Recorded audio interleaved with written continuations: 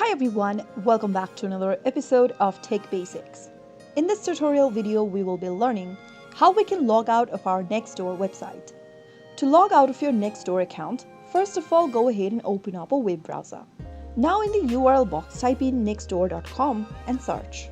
From the main homepage of Nextdoor, go ahead and click on the little credit card kind of an icon at the top right corner, which will then bring you up this interface. To sign out of your account, simply click on this exit icon and you will then be able to log out of your Nextdoor account, just like that.